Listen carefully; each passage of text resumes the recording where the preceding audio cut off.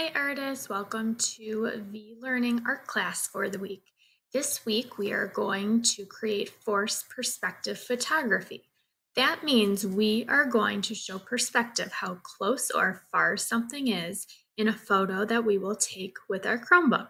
We are going to make an object either look larger or smaller than it actually is.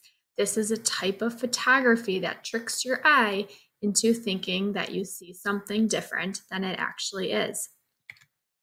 An artist who is known for this type of photography is Bernard Press.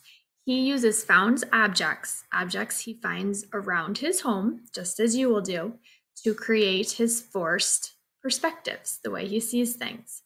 His work can only be seen from a special angle. Notice that there are shelves and that he has created Vincent van Gogh's face out of the found objects.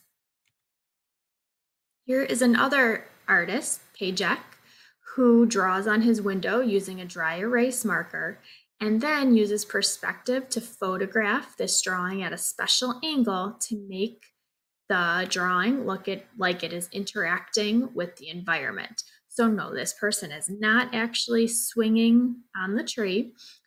He has drawn the object on the window and then he has moved his camera so it lines up with the object of the building, and it appears that the person is swinging from a high point. Another artist that uses this style is Rich McCore.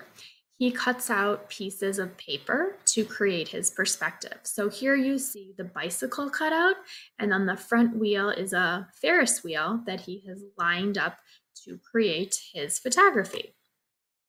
Now, artists, you are going to create your own perspective photography today. A helpful teacher hint. Please make sure you have a person, yourself, or a family member, or an object in the foreground, in the front, and then the foreground, right in front. The tree is nice and large, and then the background and back this tree is nice and small. So your task is to come up with silly or interesting ways that people or objects can interact. So your task is to include yourself or your family members interacting with an object or another person. You are going to make in your photograph the people or objects seem larger or smaller than they actually are. Please use your Chromebook to take your photo and then upload it to Google Classroom so you can turn it in. Now here's some inspiration that may give you some ideas for your artwork. Now, I know the weather may not be nice outside, so feel free to stay in your house. Or if the weather is nice and you would like, you can take your picture outside. It is up to you. Think about how you could position an object or yourself to take a picture. Here are some of Mrs. Kluskin's examples.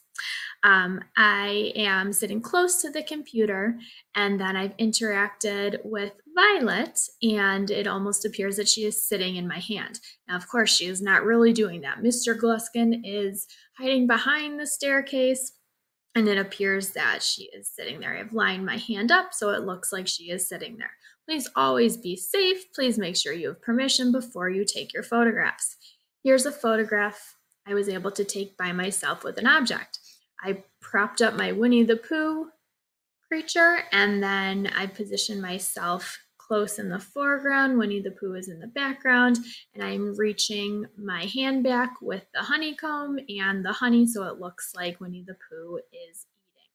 So again, please make sure you have an object or yourself close in the foreground, as in my examples, and then an object or another person you are interacting with in the background of your art. So one more example, and here I am at home. Hi artists, I miss you. You can position yourself close to the camera, and I just opened up my camera app, and then it's going to look like I am painting.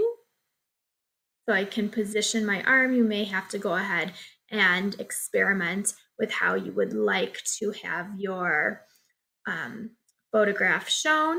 But once you have where you would like, you can click the photograph, and then that would be what I would turn in on Google Classroom.